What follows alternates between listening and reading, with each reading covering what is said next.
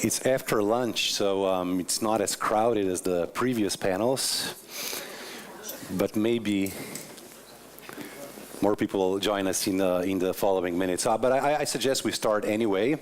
So, dear ladies and gentlemen, distinguished guests, welcome to the panel, Mobility and the Future of Automotive Industry. It's my pleasure and honor to be hosting such a distinguished group of panelists. We're covering a really cool topic, one that affects lives of every one of us. As we heard also in the previous panel on smart cities, it's a fact that established concepts of mobility are being challenged by rapid introduction of new concepts in many areas of everyday life and business. Perhaps this is a cliche, but it's almost impossible to talk about future of automotive industry without quoting the poster child of new mobility, Mr. Elon Musk, and his recently published Master Plan Part 2, which can be summarized in the following 4 points. Number one, point one, create stunning solar roofs with integrated battery storage. That's where he talks about sustainability.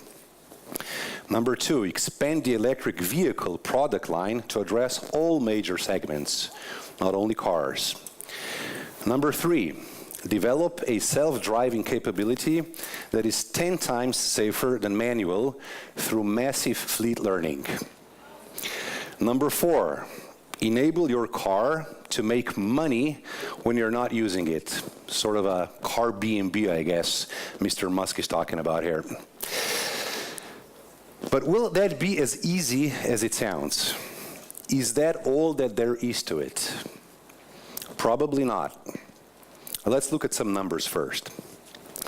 International Energy Agency announced recently that more than 1.26 million electric cars hit the world's roads in 2015. The number of electric vehicles has tripled since 2013. The global growth in the stock of electric cars topped 77% in 2015 and 84% in 2014, which is good news for those who hold Tesla stocks, right? On top of that, several producers announced affordable electric cars offering more range at an affordable price below 30,000 euros. Supposedly, orders for new cars are set to be pouring in. This is, of course, impressive, but does it really signal the opening of a new era of dominance of electric vehicles? Are electric vehicles and all the concepts that come with them really taking over? How fast are they taking over? Well, the entire electric vehicle fleet still presents only about 0.10% of the global car stock. We see fast growth of electric vehicles in developed countries, but we also see fast growth of traditional vehicles in developing countries. So the global effect of development is therefore rather balanced. So where are we and where are we going? I will discuss that with my distinguished guests, who I will now welcome to join me on the stage. First, I would like to welcome Mr. Felix Ang, President of the AutoNation Group from Philippines. Mr. Ang is the founder and president of CATS Group of Companies, which holds distributorship of Mercedes-Benz, Chrysler, Jeep, Dodge, Ram, and dealerships of Harley-Davidson and Mazda vehicles in the Philippines. His prime advocacy is in entrepreneurship, having been a lifetime trustee of the Philippine Center for Entrepreneurship Foundation since 2010. Of course, Mr. Ang will add a global perspective to our panel. Welcome, Mr. Ang. Please join me here.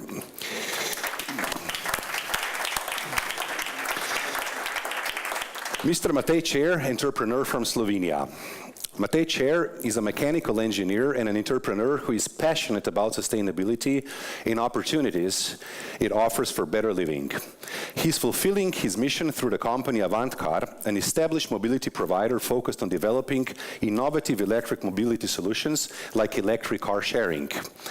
Mr. Cer is a true pioneer of new concepts of mobility in Slovenia, and we expect to hear a lot more about him in the years to come. Mr. Cer, please.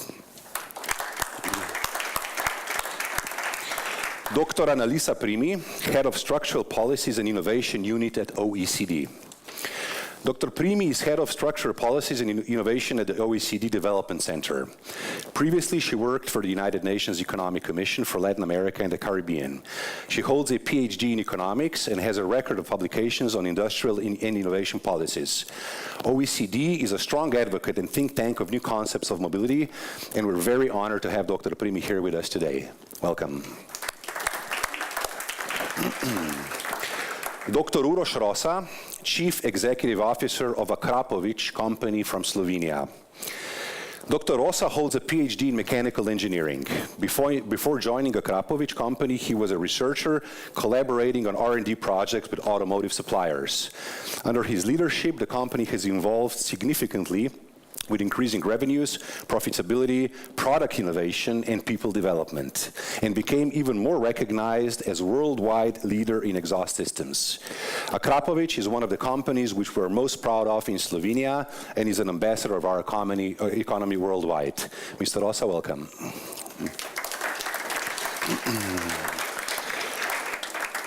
And last but not least, Mr. Matej Zakonjšek, Head of Cabinet of Commissioner Violeta Bulc of the European Commission. Mr. Zakonjšek holds a degree in political science and has extensive experience in the corporate, non-profit, diplomacy, and governmental sectors. He joined the Slovenian government as a diplomatic attaché responsible for enlargement of the EU at the permanent representation of Slovenia and held various diplomatic positions before joining the European Commission. We're all aware that no major changes in mobility will happen in Europe without strong involvement of the European institutions. Welcome, Mr. Zakonjšek. Welcome to all of you. Thank you again for joining us. Now, just a few brief technical details about our panel today. We will try to stick to our schedule, so we'll finish at 3:30. Now, since it's not a big audience, we sort of planned this to be an interactive discussion. So you ask questions, we ask questions among ourselves. So we try to exchange as many views and opinions, and of course your audience questions as we can in that short time. I will, however, ask the opening questions to our panelists, and then we'll move on from there. I'll start with you, Mr. Ang. You come from Philippines, a country with 100 million inhabitants, with several megacities. We talked over the phone last week, and we were discussing several challenges that you're facing in Philippines as a developing nation with such a strong and large population. And what are the challenges you're facing in mobility in urban areas, cities, megacities, in Philippines as a developing nation? And how do you, as a representative of the automotive industry, see those challenges and solutions for those challenges? Please. Thank you, Jaka. First, I would like to say that I'm honored to be invited to this prestigious strategic forum, and first time to visit this beautiful country of Slovenia. Like you said, I think also my fellow panelists here, I came from a developing country, so the discussion here about automotive future in a developed countries like Europe is different. Although I represent Mercedes-Benz, which is one of the most innovative and technologically advanced automotive company in the world. Just to give you a perspective, mobility in my country is a daily challenge and struggle. I came from Philippines with a population of 100 million, with a annual growth rate of 2%, with a GDP of 6%.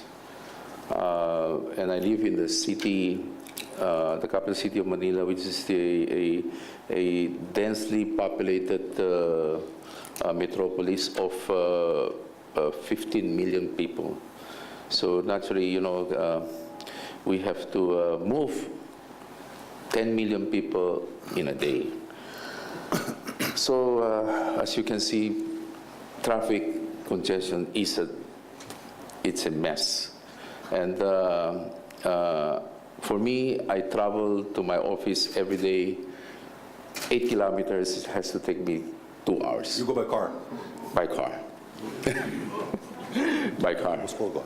And my employees, they probably have to take double the time because they live further out. So, you know, what I want to say is, and there's a report from, by the way, from JICA, which is a study conducted by the Japan International Cooperating Council, and they said we're probably losing about 60 million euro a day due to economic and unproductive time. And, you know, they came up with a TRIM brand, which is a roadmap to help us solve this traffic problem since 2014. But our past government is not that, did not put that as a priority. Now, you know, it's almost a great luck that the new government in place, we just elected the new government in place, and the government put this as a top priority. As you know, that in the, I think the solution is to have a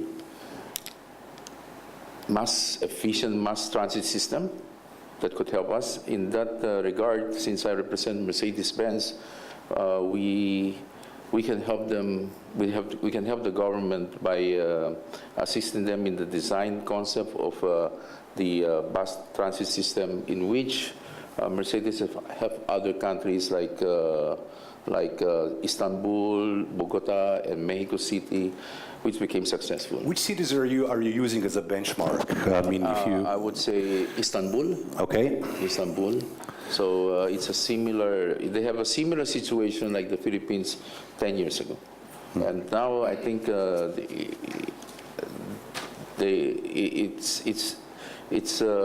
coming up with good results. Mm-hmm. Yeah. Mm-hmm. How strong is the debate on, let's say, electronic vehicles and other forms of new concepts of mobility in the Philippines? I mean, you were saying today that it was a great honor to drive on Slovenian roads. We don't think so. And you said, whoa, you know, that's a great, it was awesome, we were driving around. And in Philippines, you mentioned, you know, the roads are not as good as here, but believe me, they're much better roads elsewhere also. But I mean, because you're still talking about basic infrastructure, how strong is the debate about really what we will call, or we'll talk about today, the real modern, futuristic concepts of mobility? Well, for us, mobility is how to get from point A to point B the fastest point. So I think our priority is now infrastructure, probably, you know, build a subway if we can afford. Otherwise, it's really work on an efficient mass transit system. I think that's our priority. Although, you know, I'm selling Mercedes-Benz, but our market's probably, for Mercedes, probably maybe 0.5%. Okay, and I would like to quote, you know, in a developed country, it's not, for me, it's not the poor that can afford to buy, buy a car, but for the rich to use public transport. I think that's the most efficient way. Thank you very much, Mr. Ank. I'll move with the next question to Dr. Primi. Of course, when we talk about future scenarios and when we talk about concepts, we absolutely need international organizations with strong knowledge, with a lot of experts to aid the countries and aid the industries in developing those new concepts and strategies. Now, OECD is very involved in those issues. You have a lot of papers, a lot of opinions produced in that area. And how do you, what have you prepared for future development of automotive industry? Which scenarios, if I may say so, are you proposing to the governments and maybe to the economic areas or fields? Thank you, Jaka. Good morning, good afternoon, actually, everybody. It's a real pleasure to be here and let me profit to thank the Ministry of Foreign Affairs of Slovenia to invite the OECD, and in particular the Development Center that I represent, to be here with you. Jaka, what we are doing is we are working with OECD and non-OECD countries to discuss together about the challenges of production transformation in global economies. And when we group together this very varied group of countries, the automotive industry appeared as one of the key industries that we should better understand to design and implement better policies. And why? Because the automotive industry is one of the first industries that started to be organized along global value chains. It is organized in, and here we have representatives of different parts of this chain. So the production is organized around the globe. There are different players, different kinds of industries and companies that play different roles. And this industry can have a major impact on the development and economies, basically through three ways: through the jobs and the employment, which is an issue that the topic of this panel could discuss, because I would have a question for all the panel. What do we think about automation in automotive industry and the future impact of automation on employment? Automotive is also very important for the technology intensity of this industry. This is one of the most intensive industries in research and development, and this is an industry that has generated in the past and that we probably generate in the future a lot of innovations, technologies, and ideas that can also be relevant in other industries, like the linkage in the past with aerospace is very common. And this industry is also extremely important because of what Felix was saying to us. This shapes how we live, how we move within to reach our jobs, in our daily life, the mobility issue. So what we are observing, we are at the very preliminary stage of this work because we work based on what our member countries consider relevant.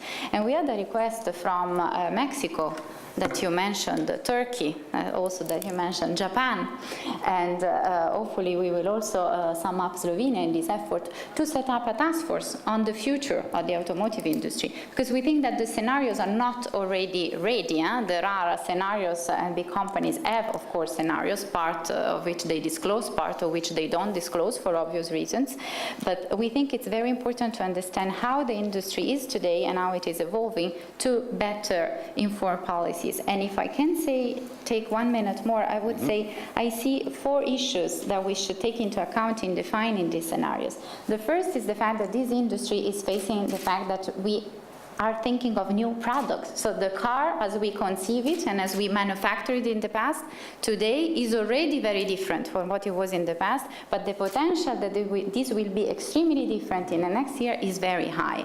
So it can be a new product. We are already seeing the discussion on the electric vehicle, but there might be more than that, and maybe the people from the industry can tell us more. The new product is also entailing the discussion about a new energy source. This is really opening a discussion that is much broader than the technology discussion, because when you talk about energy, you're talking about geopolitical equilibrium and agreement on top of infrastructure.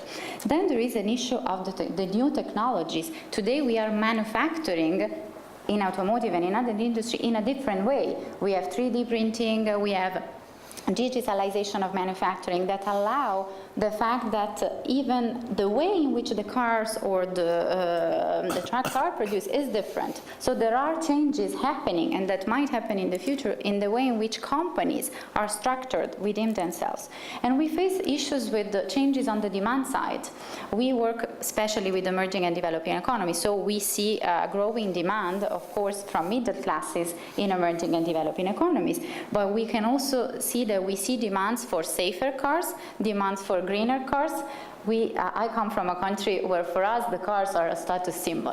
You don't buy the car because it's greener or it's safer. You buy it because it's beautiful and it gives you, it's an expression of who you are. And we cannot discount that. Sometimes I have the feeling that we are all based on technology, so we look at the opportunity of technology. What are the demands that are outside there? Sometimes these demands are not pushing us to the same direction. So we have to see how we are going to take into account the pressures of the demand. And I think that all these changes in the scenario push the governments to try and find better solutions. And all the lessons of good governance apply today, but for me they apply in a much more urgent way. And I just want to name two. One is the anticipation capacity. I mean, it's extremely important that countries, when designing their strategies or their policies, and try to anticipate the future needs or the future scenarios. And I'm not talking about the traditional technology foresight. I mean the capacity to anticipate change and also to recognize that policies can shape this future, and we have to put values attached to the vision of the future. So what is the mobility? What is the future that we want? And we have a tremendous opportunity. There are lots of startups today trying to enter into this new business, how we can tap into their new ideas to maybe design a world that is different. And the second characteristic for policy that I think it was an old feature of policy, but today it's a must do, is the capacity of policies to work beyond silos, is to work in an interconnected way. Imagine that today you're taking a decision on an R&D incentive. These mostly go to big companies, and in many countries, there are R&D incentives, like in the case of Mexico that I studied, when they were in fiscal incentives were in place, now they're not anymore in place. They were basically used by big multinational companies in the auto sector. Now, when you design a policy like this, you might not be thinking about the future of the automotive, because it's not under your specific science policy objective, but it will have an implication. So we need to think of the infrastructure implication, the implication on the jobs, the implication on people, on science, and take it as a broad strategy. I really think it's important that countries try to define these strategies, even if they are sectoral, taking on board the interconnectedness. Otherwise, we might fall short. We might take a nice avenue, but maybe we can find blocks in the future because we have not anticipated that. Thank you. Thank you very much. Mr. Zakonšek, European Commission has recently published a European strategy for low-emission mobility. It talks about challenges in regulatory framework, optimization of transport system, alternative energy, zero-emission vehicles, and also role of cities and regions. So what is European Union, or what can European Union do to boost the transformation to the new concepts of mobility, what you are doing and what you plan to do in the future? First of all, thank you very much for the invitation, and also greetings from the European Commissioner for Transport, who also happens to be from Slovenia. So, and currently she's connecting our neighborhood to Europe. She's on the tour of the Balkans. She has been yesterday in Montenegro and Albania, and today in Serbia, so she's sending her greetings. But going straight to the point which you have, the question which you have raised. Now, if we look in the future, and if I take my crystal ball and we look based on the current trends where we see the future of the transport system and the car within it, if we, of course, because we are a positive people, take a positive look, the future of transport system should be that it should be more efficient, it should be less congested, it should use less resources, and it should offer better service for citizens as well as for the businesses. At the same time, it should be of lower emissions, especially on the CO2, but as well as on the air pollutants, and it should be safer and secure. Safety, of course, when it comes to the road safety, and on the other hand, also security, especially when it comes to the cybersecurity. Now, what will, of course, the negative vision is everything what I said, but exactly the opposite. So what will make this change, the positive change, to happen? We believe that there are three basic routes. One is the multimodality, where we are basically looking at the mobility as a service and moving away from the concept of the cars, trains, and everything which is not multimodal. The second part is electrification. We believe that especially in the big cities, electrification is the way which we are traveling towards. And the future looks very much connected and automated. And there especially that would bring a great efficiency when it comes to road safety and everything else which is connected to it. Now, the question which you have raised is how the car industry is connected. Where is the car industry role in this? And we very much believe that Perhaps there will be the need for cars, the number of cars will not be as great as in the past, but definitely we will have different cars. The cars of the future will be the ones which are lower on emissions and are connected. And at the same time, we are moving slowly, especially in some the groups of the population, away from owning and towards sharing. And of course, in order to achieve that, there needs to be increased investment in what we are already currently doing, diversification of also how the companies, especially automotive companies, think about their product and think about their customers, as well as we will need to reorganize the way we are doing business. So moving away from the, let us say, pipeline development of products towards more of the, let us say, network system and platforms. This would be, but of course this is the gaze in the future, and I'm open to hear especially other views and where this could go. Could you say, or could we say that European Union is indeed the most developed area in the world when it comes to new concepts of mobility? I mean, when you look at the transportation modes in European Union, if you compare them even to United States, with huge distances which are usually driven by cars. I mean, I went to high school in Missouri, which is in the middle of US, and honestly, there is no public transportation. The only way you can come to Springfield, Missouri is with a plane or a car, usually a pickup truck, which, you know, uses a lot of gasoline. And that hasn't changed from the time I went to high school to today. So, but Europe, you know, with super fast trains, you were talking from Brussels to Paris or to other areas, it seems to be the leader in the world when it comes to future of mobility. Would you agree with that?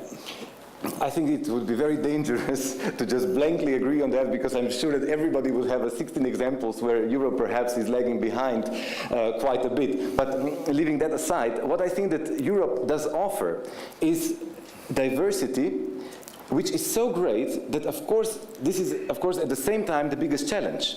But if we are able in Europe to bridge this diversity gap that we have, so between the border crossings, between the services, for example, connected vehicles, to work as good in France as they would in Belgium or Luxembourg or Slovenia, if we are able to develop Europe, which has so many challenges, from the terrain to the languages to the diversity of industry that we have, if we are able to do that, then I think that Europe can be a leader in that. Yeah, but I agree absolutely, but also our advantage is that, at least within the 28 for now member states, we still do have a common regulatory framework, and when we talk about new concepts of mobility, it's very important to have a unified regulatory framework. I mean, it doesn't help if you have 20 countries gathered together in a continent if each of them has their own law. Like Tesla, for example, 3 years ago announced that you will be able to drive around European Union, well, they said Europe,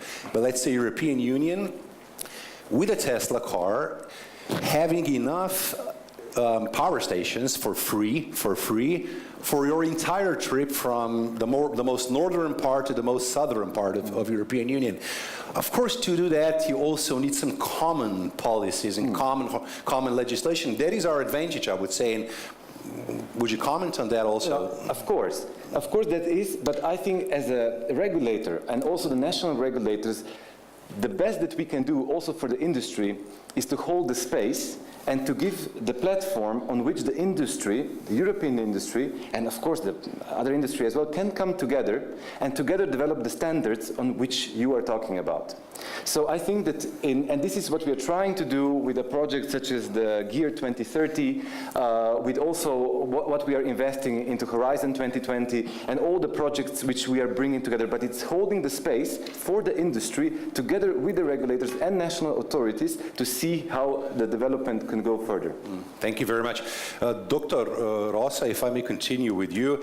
Now, whenever we talk about new concepts of mobility and concepts of electric cars and Tesla and, you know, all the great quotes that Mr. Musk is posting on Twitter all the time. It's, it's really great. But at the end of the day, there's also challenges and there's also minuses, or there's also doubts out there about how fast we're moving and if everything we're saying or doing right now goes the right way. Like, you work in a rather traditional motor industry, and your company is one of the most successful Slovenian leaders in your branch. Ecology is behind new concepts of mobility, but electric cars aren't pollution-free. They have to get energy from somewhere. How do you comment on the topic of zero-emission vehicles in light of ecology? Zero-emission vehicles in light of ecology. First of all, thank you for the question and for the invitation to this panel. I would maybe start with a quote from a friend of mine, who some of you might know him, Mateusz Lenarčič, who flew the world with his airplane. We were discussing, and he said to me, you know, which one is the green energy? The one that we are not consuming. And this is the only one energy that is actually really green. So, and I would add here also on top of this that nothing comes for free. So driving with a car from south to north without paying a cent, it's simply something that is not possible in the real world. And maybe I would just touch one point. If we are speaking about zero emission, what is actually zero emission? We must understand how the total energy is actually made. If we're speaking all about electricity or about any other kind of energy that we are using and consuming nowadays, going from petrol, diesel, I don't know, it's independently, but we have to look at the entire energetic equation from the very first beginning, how we produce the energy source, how we produce the vehicle, how we use the vehicle, and how we recycle the vehicle. And all these discussions nowadays are going really in two extremes. One extreme is still, let's say, retaining the focus on the old-fashioned petrol internal combustion engine story. The second one is going into the extreme of electric vehicles, like are shown like zero emission and green vehicles. But also, if you nowadays look and compare both with the total life cycle, it's still favorable to the traditional ones. I'm not saying it will be in the future. For sure it will change, 100%. But, you know, we cannot say that electricity, it's a green one if you have electric power station on coal and you burn coal instead to have electricity. We cannot say that wind energy is green if you must have gas power station like a backup if it is a drop in the infrastructure. So I think the question in reality is much bigger. One, we are speaking about sharing and mobility and everything else, but on the other side, we need to solve, first of all, the question about infrastructure, energy, and how it will be produced, lived, and at the end, also recycled. Infrastructure is what I also wanted to ask you. I mentioned at the beginning that we have today, or actually last year, of the entire car volume in the world, 0.10% cars which run on electricity, okay? What would happen, you know, infrastructure-wise if that would change overnight into considerable numbers of electric cars? Do we have, I mean, in certain areas of the world, we have enough capabilities? I'm pretty sure we do. This is also a question I will ask Mr. Chair later on, but what is your opinion about that? I mean, how fast can we develop that? It's actually opinion for the entire panel, that infrastructure. Are we going the right way? I mean, right now, 0.10% seems no problem to, you know, have free electric powering stations, but what about when it comes to 10%, 20%, 30%? This will be for sure a challenge, because if we now look at the, for example, electricity consumption that we are having, or simply we are having 20 ampere fuses in our house. So you need to bring this electricity to the houses or anywhere else you actually fill the cars. The infrastructure, in my opinion, right now is for sure not ready for a global, let's say, and on a massive scale electric mobility. Because first of all, the infrastructure itself is not ready. The second of all is the question how we will produce this electricity. And I was reading on a study a couple of months ago from the US EPA agency, Environmental Protection Agency. And they were having some statistics about how much of the pollutants, air pollutants in general, is produced in the United States from transportation. And it's 13%. It's 1-3, so it's not actually the majority of the air pollutants in the United States produced from transportation. So, here it's really always this question about what is Absolutely. actually green at the end of the story. If we look at it today when the oil is so cheap and it's scarce but not so scarce, but we will run out of fossil fuels once. So everything we're talking about today will happen. It just depends when it will happen. Mr. Chair, if we go back into the history, let's go about 100 years back or even a little bit more. It's when Mr. Ford made his famous T model, which was the first time in history that, well, it was very early in the history, but it was a revolution. It revolutionized everything, actually, in mobility, because it introduced not only a car, it introduced a lifestyle. Everything changed. It introduced individual mobility. It introduced freedom. It was cheap. It seems e-cars and new concepts of mobility today will first have to become affordable to wider population. When will that happen? How will that happen? Hello, thank you for introduction and the kind invitation. So it already happened. It's already affordable, and anybody who tried it agree with us. The problem is understanding, and if you just, it's a bit about financial literacy as well. So simple view is electric car is more expensive than internal combustion engine car.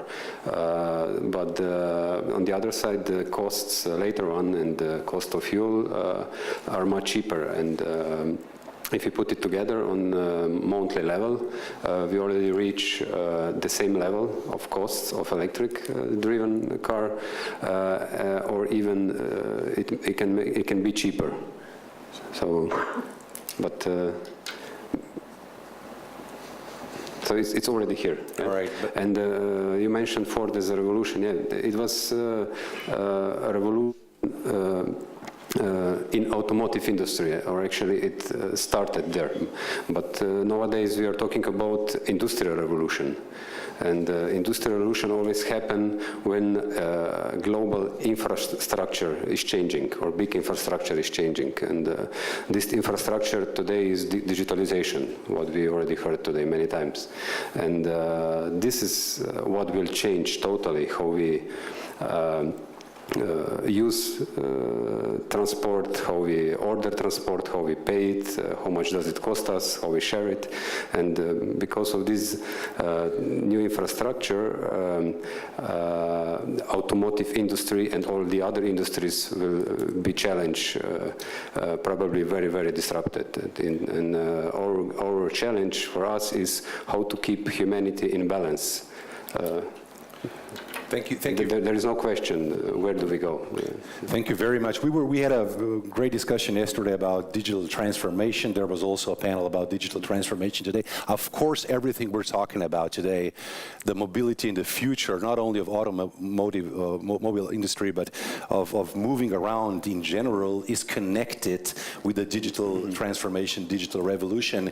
And just the fact that I can order Uber, well, not in Slovenia, unfortunately, but somewhere else, I can order a Uber car and it comes to pick me up. That's revolution itself. I don't need to be free. Well, I don't need a car to say I'm free, because when 4T came out, come back to that, it was about the freedom of choosing when I want to move from point A to point B, not by having to wait for a bus or in that case, I don't know, somebody else to pick me up. So, I mean, if I can still keep mobility without owning a car, then we will have to be very much integrated with the new digital platforms. And that is the challenge. Could you comment on that? And I would also ask you maybe to comment on that challenge. So we are moving from owning economy to renting economy.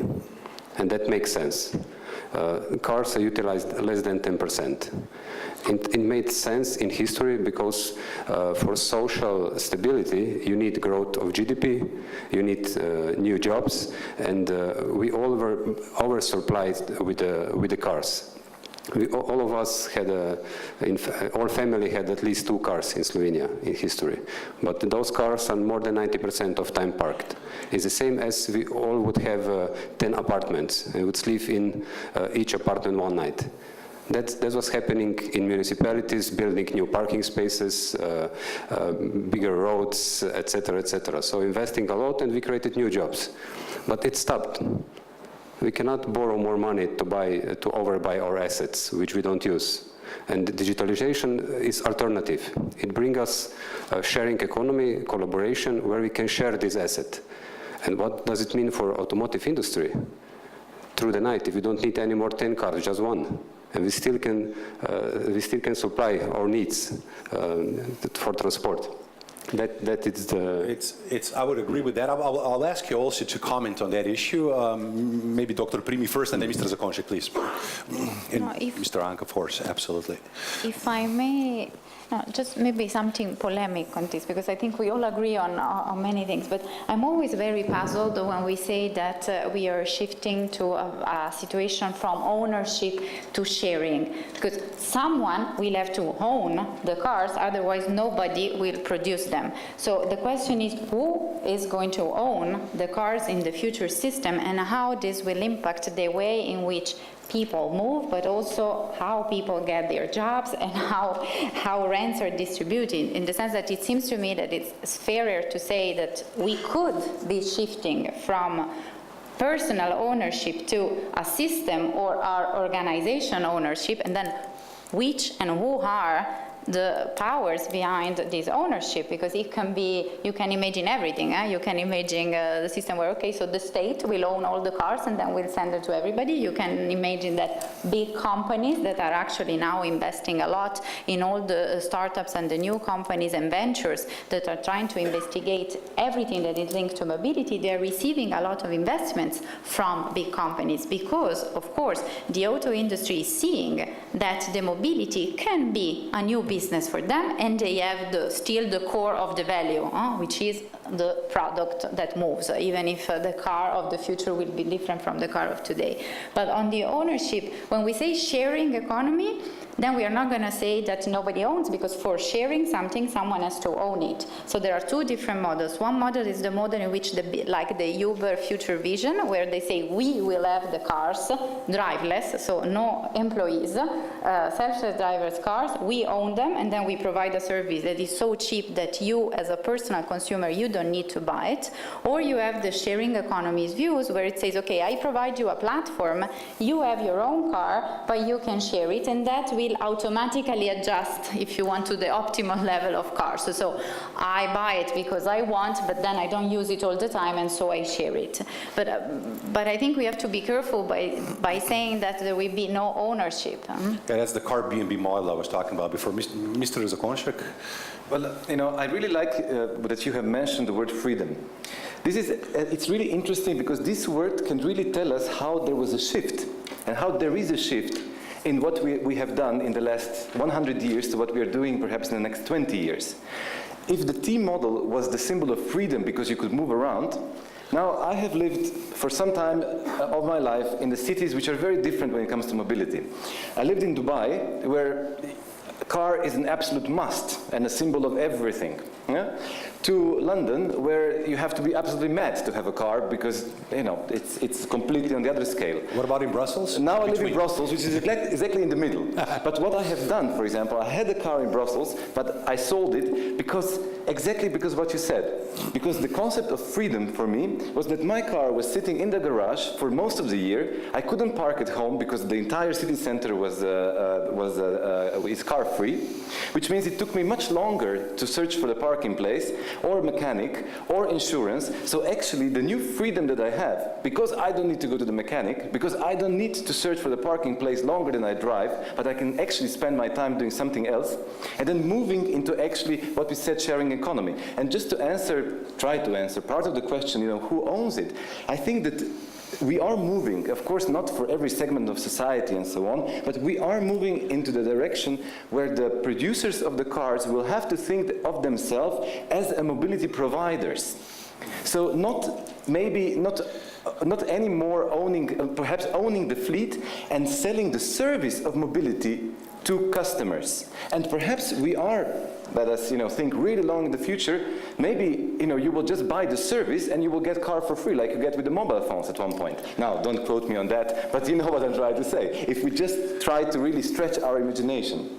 But those things that we're talking, like stretching imagination, they're really also being discussed in the European Commission, right? I mean, you guys think about a long time from now, right? Well, we are responding to what is happening on the ground. What is happening with the Uber, with the Lyft, what is happening with the sharing economy, what is happening on the ground. This is what is happening. The cities are becoming more and more, car-less, which means that there is a shift in that. It's becoming more and more, let us say, annoying if you're a certain segment of population to own a car. And the price of owning is rising and the price of sharing is dropping. Right. And now, what will be this critical mass where the things will really move? I don't know. But there is a certain trend in that, which I'm not saying that, what is wrong and what is right, but I say there is a certain trend and we will all have to adopt to it. Sharing economy seems very logical and very easy when you live in an urban metropolis. Exactly.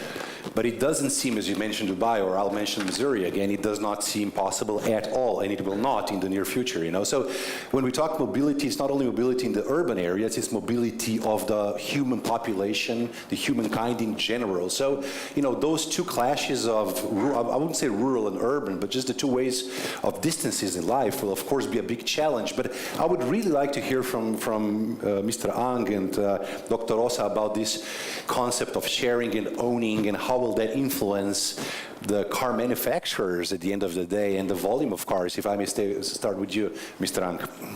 Yes, well, initially the concept of car is like, freedom. But, it requires also a lot of structural planning, you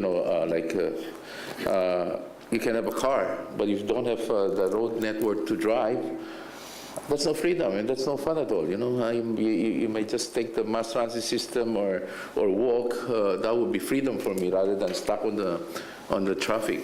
So what I'm saying is, a country like us with rapid pace of urbanization, the government wasn't able to prepare for really a mobility concept that would work for everyone. So I guess hearing from my colleague here and my fellow panelists in Europe, I think you must have reached that situation. That's why you have a very effective public transport. Where we are just going there, and as of this time, with the 6% growth over the last 10 years, we are experiencing this type of problem, and probably we can learn from the developed countries on how really to introduce. But first, it has to be the government, because I think it's a responsibility of the government to provide efficient transport. Thank you, Dr. Rosa. Well, I think that the main challenge and what will happen for sure in the future is that we will have more and more diversification based on the type of use that we are actually needing. I cannot imagine being in Missouri calling for an Uber, okay, it will be in 2 hours there. So, you can do it in the city, but not where the majority of population lives. In St. Louis, you do it, but you don't do it somewhere else. Exactly. So basically, it will be still a kind of combination. The variation of what kind of vehicles are we going to use, what kind of services are we going to use, from car sharing or any kind of transportation, or cars or subways, whatever. Plus owning a car, it's everything related to the type of use, and I believe in the next, for sure, 20 to 30 years, also with the type of, let's say, energy that those vehicles are going to use. In city centers, for sure, electric mobility will be something that will make sense. On a mid-range, for sure, it will be many variations of different hybrid powertrains. For trucks, for sure, for quite some years, will be still internal combustion engines. What will be in the future, it depends in terms of energy source. But the variation of the vehicles and type of vehicles and mobility in general will be something that will adapt even more to our lifestyle, because it's more and more diversified, even if we look globally. globally, and this would be for sure one of the points. I would maybe just touch one of the things that you mentioned in the introduction when you said about automatization and suppliers and industry in general. It was an interesting thing what happened to Daimler in the recent year. They actually has introduced a lot more of operators in some production lines, not going too much into fully automatization of different production lines. Because of what? What was the reason behind? Because the variation of the vehicles that is going through the production is enormous. Everyone would like to have his variation, all kind of options. We know how it is. It's not a Model T that was one color, one specification, producing big amounts. And basically, what they encountered is that it was cheaper for them to introduce more operators who were skilled enough to deal with the big variation of different products going through the production, when shifting entire production lines with robots that will actually took longer at the end of the day and be even more expensive to build. So it's something that it's really contradictory for what we are actually thinking, but they have already encountered such problems in today life. Mr. Chair, it seems that existing major car manufacturers are behind new players like Tesla, for example. It's like there's these companies that have been producing great cars, like German companies and I don't know, Japanese companies for 50 years and more, and then this new guy comes from Silicon Valley, not from Detroit, not from Stuttgart, but from Silicon Valley, and he makes a car that everybody talks about today. And this car, maybe even it's not so great, it's becoming the benchmark for everybody else. Now, what happened here? I mean, is it business models? Is it this depreciation cycles in industry, or what's going on? I strongly believe that in 20 years we won't see automotive industry like we see it today anymore. It will disappear. That's the first what I think, because we won't talk about car anymore. What is car today? 80% of the car is internal combustion engine, and it is built by knowledge which we won't need anymore, because new mobility will be based on service. Right now we are getting into transition, so several different mobility services like Uber, like sharing, like ride sharing, like BlaBlaCar, etc. So you can, I just used BlaBlaCar from Split to Ljubljana 2 weeks ago. I paid, I don't know, 20 euros. I enjoyed 4 hours driving. I worked on my computer because the plane was full. It already works here, so it's not a problem which is not solved among the cities. There are already solutions, and we are now in transition. So we will use several different mobility services to find out that we can live without owning a car. And those cars will slowly become energy efficient and friendly to environment. And then suddenly we recognize that there aren't cars anymore, because new companies, which are now competitors to automotive industries, they don't work.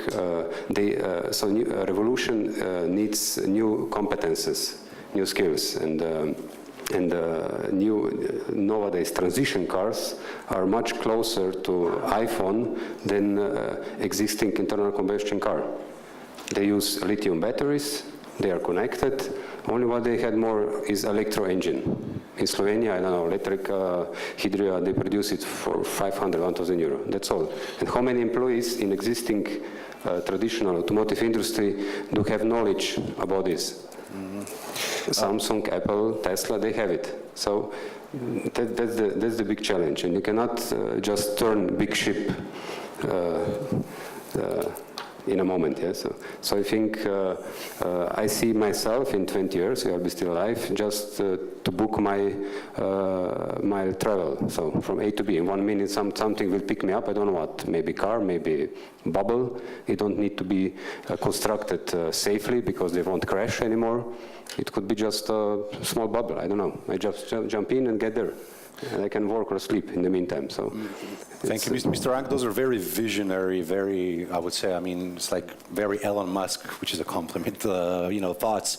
But I would still like to hear an answer. I mean, why are the existing manufacturers who have all the money in the world, who have no problem buying somebody from Silicon Valley who knows about iPhone applications, why are they not the benchmark companies or the benchmark for the future? And are we going to see a similar thing that happened between Apple and Nokia, if we look at it? I mean, Nokia was the only phone in Slovenia pretty much everybody had was a Nokia, and all of a sudden we woke up and nobody has a Nokia anymore. I mean, I still have one because I believe in the long run I'll get a lot of money for it if I sell it somewhere on eBay, because it's such a, it's like, whoa, antique. So is that going to happen here also, Mr. Ank? Well, Dr. Dieter Setzer, chairman of Daimler AG, just recently, I think just a few days ago, speak in a forum in Berlin, the IFA, I believe it's IFA forum, and he talked about the future of the Mercedes-Benz car as a quality life machine. When he talked about autonomous driving, he talked about it's going to be like an office when you work in your car, because it's going to tell you when is the teleconference, everything there, and then the concert service, even use the car as a mailbox. The DHL can deliver things instead to your house, but to your trunk, and a lot of new stuff. But if you ask me, for me, this is good only in developed countries. But in highly urbanized area like the Philippines, I think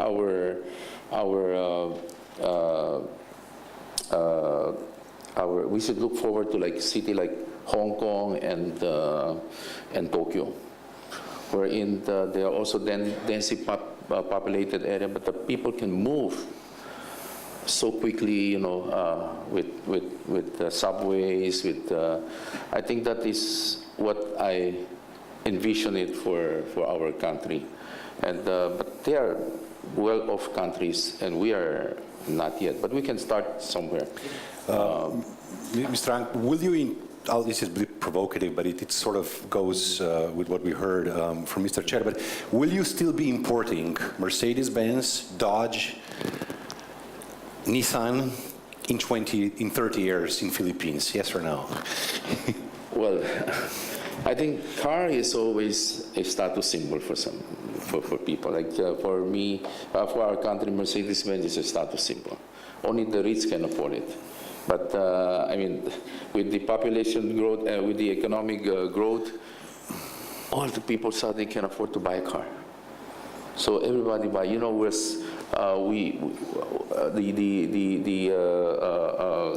Sales of car went up 20. It's growing at a pace of 20% a year. So just imagine, 50% of those 20% a year. Yeah, and 50% of those are in Metro Manila. Mm-hmm. What kind of cars? May I say? What mass range of cars we're talking about? The mass market, which is like 99% of the affordable cars. All right. So that's what contributing to the problem. There will always be people who want to hear the sound of a Harley Davidson, which you import in Philippines, right, and the sound of a Krapovich, right? Always. And you cannot put that exhaust on an electric car, can you? So there's always going to be market for that, as long as we have fossil fuels, right? Mm-hmm. So you're not going to go out of business. You're not thinking about making those little electrical parts yet. You're still making exhausts, and you'll be making them for more than 20, 30 years. How would you comment? Yeah. You're thinking also of, let's say, our things, because also the exhaust system is not what it was 20 years ago. It's I would say it's not even a mechanical component just anymore. It's an electromechanical component also, how it's actuated with all the controlling, with everything. So it's much more complex. For sure, it will be still a part of the population that will buy cars and motorcycles for passion. independently what this passion will be. Some will have a dedicated passion for electric cars, others will have dedicated passion for, let's say, internal combustion engines. So it's always the question. If we, like a company, will still produce the majority of, let's say, if our revenues will still majority from exhaust systems in 30 years, it's a good question. It depends, because we're also working on our segments. But the red line of everything that we are actually doing, it's weight reduction of the vehicles. Because it's not just about power increase, it's not just about sound, but also it's about how much you contribute to the weight reduction of the vehicle, or with the exhaust, or with any kind of our components that you're actually using. Because independently, whatever we see, we know that with all the demands that we like customers are having through the vehicles, it's comfort, it's climate. We know that in the last 30 years, for sure, if you look at Golf, like everyone knows Golf 1 or Golf 7, the car is bigger because we need more space. The car is heavier because we would like to have everything inside. And it will go in this direction. So the basic structure of the vehicles is going to be lighter and lighter and lighter. Also in light with this that we need to consume less and less energy if we make it a sustainable business at the end of the day. I would here just, I will continue with a question for you, but I'll quote an interview that Mr. Chair had for Finance magazine in 2013, and a little bit provocatively again, he said, he was asked if he was a producer of components for cars, which in Slovenia is a big business and a considerable share of our GDP, which will be a question for you, Dr. Primi, also. What would he do? And he said, well, I would start thinking about producing components for electric cars, not only electric engine, but also other components, making them light. So you are thinking about that? No, I'm joking. Of course not now, but I'm not probably saying you have a long-term strategy. I'm not saying that we're not thinking about it. We are thinking also what kind of components, what kind of structures in the vehicles can be and are going to be lighter and lighter. I can just give you an example. I don't know, for sure every one of you knows BMW i8, the car. But I'm not sure that all of you knows what was the story behind the i8. Actually, the company that BMW made in the United States for the mass production of carbon composite monocoques for these cars was their biggest investment in the history, ever in the history of BMW. And basically, it's not a profitable business to make those cars right now. But it was one of the most important strategic alliances with the biggest producer of carbon composites to make this lightweight technology a reality for a mass production in the upcoming years. And this is anyhow we combine all kind of resources, this is the only way going through. Thank you very much. Before I go to you, Mr. Zakonchik, you probably have something to add here. I'll just ask Dr. Primi one thing because I want to attach it to this. I mean, I'm going to go back to a bit of a broader implication of the future of automotive industry. Speaking from perspective of my country, of Slovenia, where, as I said, on one side we have some factories which produce cars, but more importantly, we have a very strong and very modern, top of the world, I would say, industry for components, for top brands of this world, small, big, whatever components, but we're very dependent on whatever will happen economically with the automobile industry in the future. A country like Slovenia, OECD is also probably thinking about those things. A lot of GDP, a lot of working spaces are dependent on what we have now. What is your comment on that? I think you're touching on a very important issue, because now, so far we've been discussing about the mobility and the end side, the users, we as a society. Then there is the production side, which generates jobs and rents. And as you said, automotive industry is strongly organized in global value chain. Slovenia is one of the countries from the new database that the OECD has developed together with the WTO on trade in value added. We can see that Slovenia is one of the countries where the value chain is the longest in terms of the both participation of domestic value added in exports of foreign countries and in terms of foreign value added embedded in Slovenian exports of automotive. So this means that you are really participating in that value chain. We cannot see from our data the quality that you mentioned, but we see the companies and we know it's true. But with our data, at least we can see that that issue very relevant. This is I mean, it's very relevant for Germany too, in a different way, in the sense that it's higher the value added that foreign export of cars add from the Germany than in the cases of Slovenia. And Mexico, for example, is a country where it's more relevant the foreign component into their export than in the cases of Slovenia, where you are integrated in both sides. This will have major implication on the changes that we are discussing about the future of the automotive, and we don't know, because I mean, we are saying the car will not be a car, which is probable, because if the function changes, the product design and the product material will change. We have new technologies that can allow us to manufacture differently, so it's probable that we will see a different industry in the future. Now, what is the impact on the suppliers? I think this is it's extremely challenging, but for sure, I mean, the worst strategy would be not to look at the potential changes.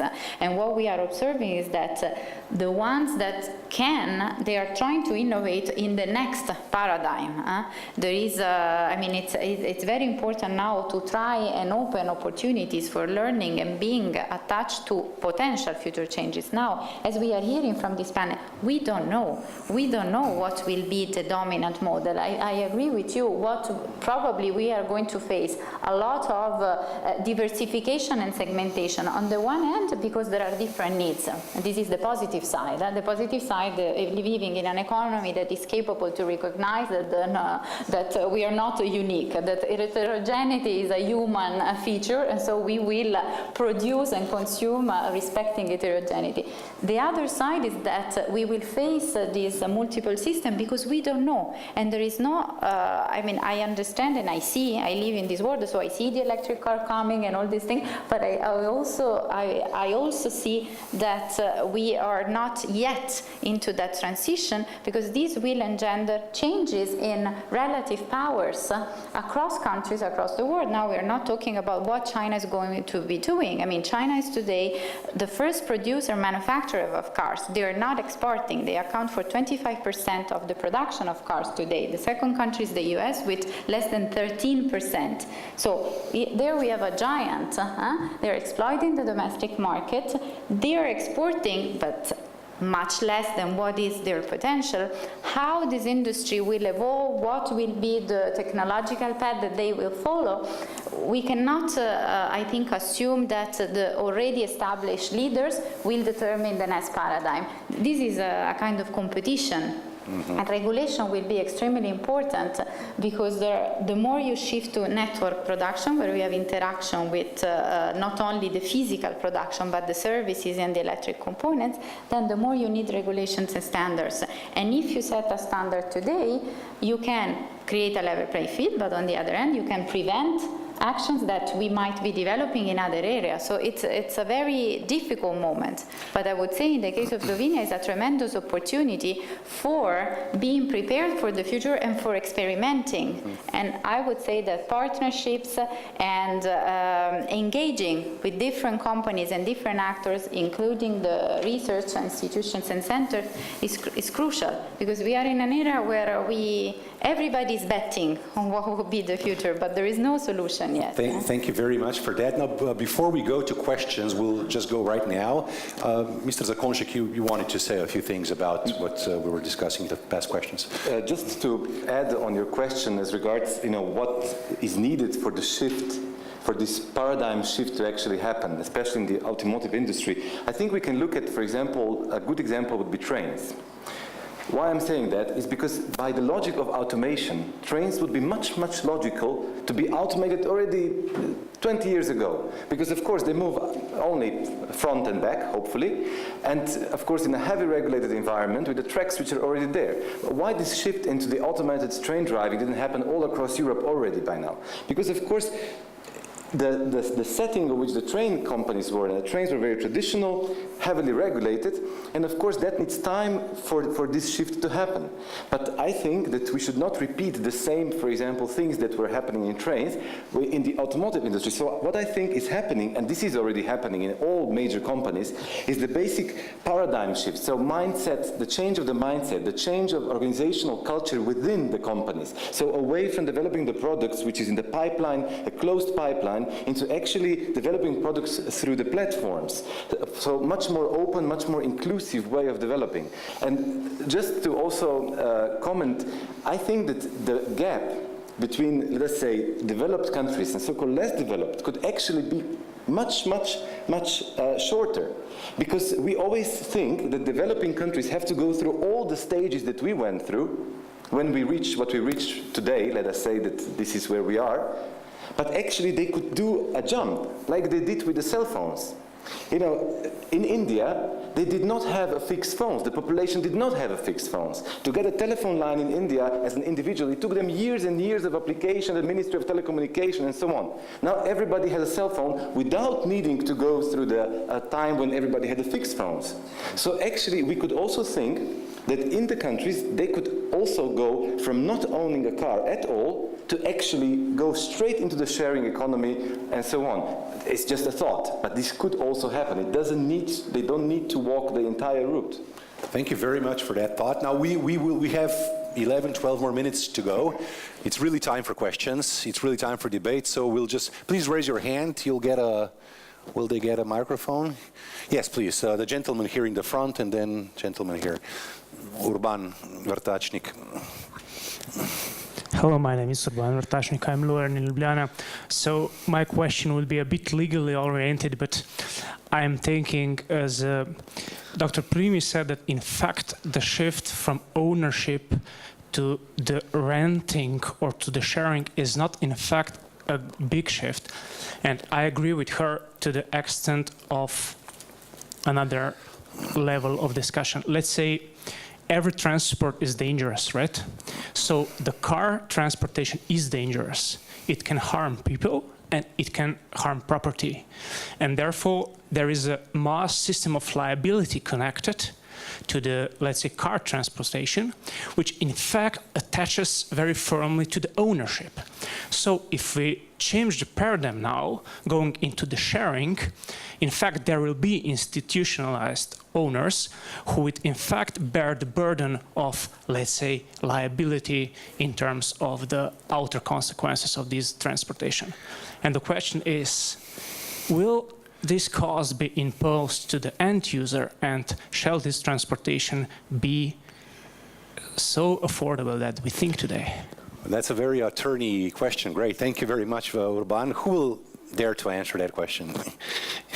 You want to, Dr. Primi? I think you're pointing to one of the issues. I hadn't thought about it, but I think it's actually what worries me when we are enthusiastically talking about the sharing economy is that it sounds nice, but then we have to look at the economic implications. And as you're saying, every transaction is linked to risk, and we have a system of insurances in place. Now, we can invent also the future of insurance, but someone at the end is responsible. And I think that this is something that for policymakers it's important to think up front.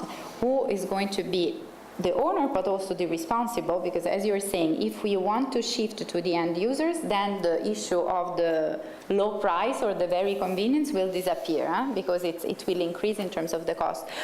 How I look at it from the industrial perspective is that what worries me about if we think of a system that will, by definition,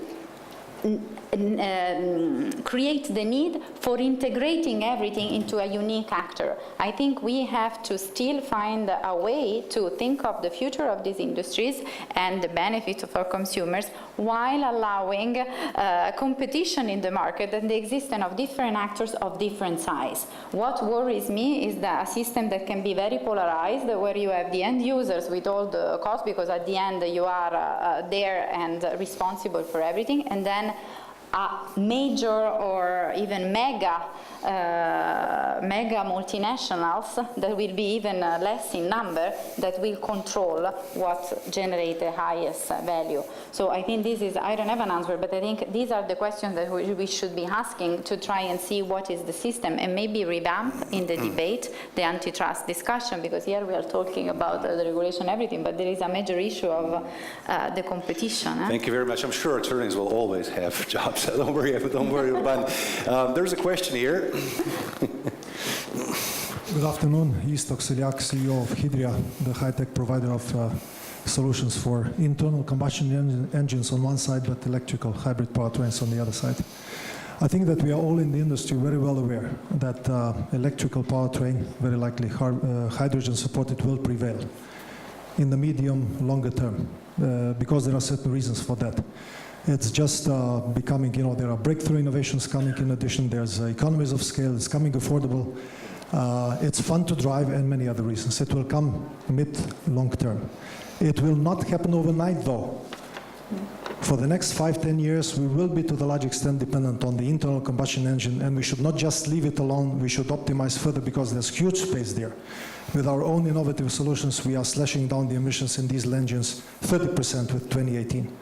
And this will be the major contribution to the CO2 emissions and the climate change issues for the next 5-10 years. Not 1 or 10 or 15% of the share of electrical vehicles on our market.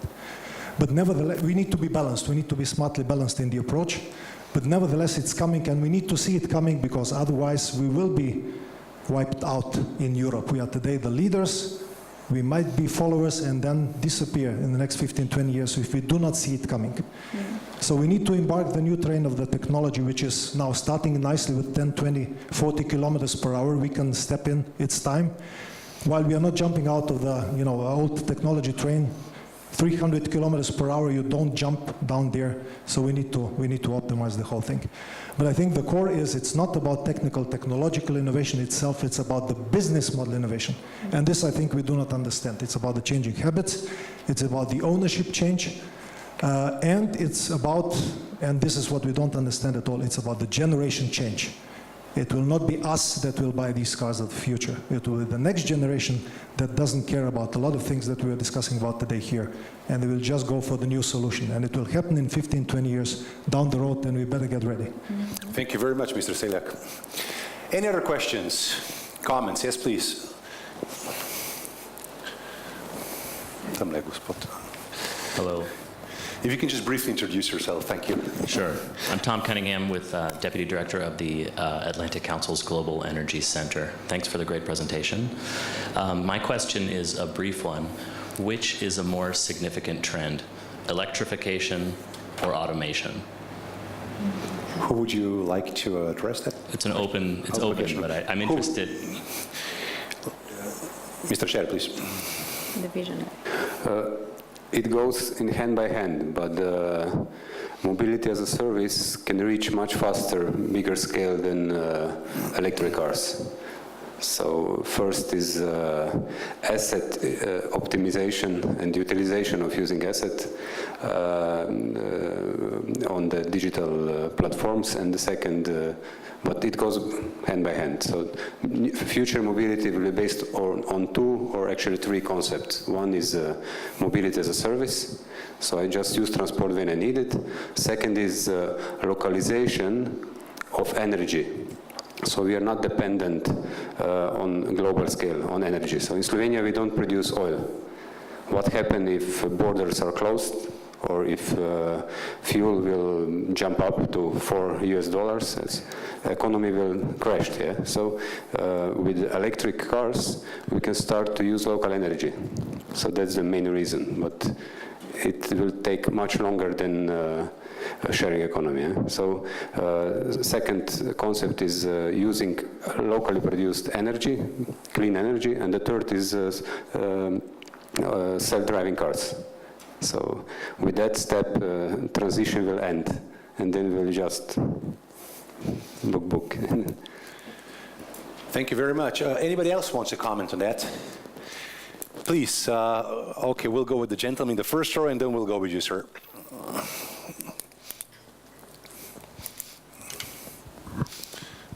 Thank you very much. Robert Kokal, Director General, Ministry of Foreign Affairs of Slovenia.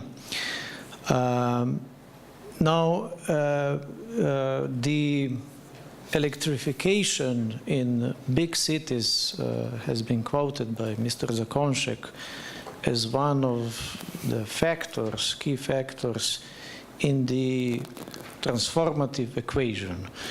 And here I would refer to my recent experience during the diplomatic post in Cairo.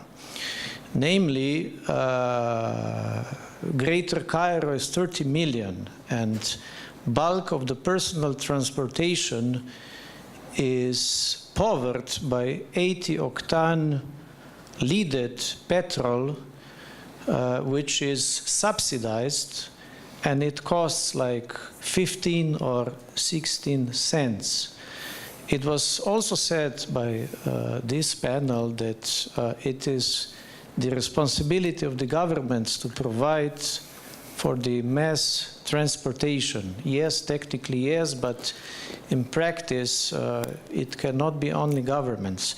Now, if we go back to reality, if we go to developing countries, if we go to Africa, of course, with the lack of incentives for this transition that we all are advocating so passionately here in this room, I cannot see a way forward, but maybe you can. Thank you. And perhaps a comment on this discussion. I mean, it was a very realistic discussion, but perhaps we did not take into account the dimension of emotion. Mobility is also emotion. Ownership for our generation is also an emotion. And I very much agree with Mr. Seljak from Hydria that it is going to be the next generation that will effectively provide for change. Thank you. Thank you very much. Gentlemen, please, in the middle.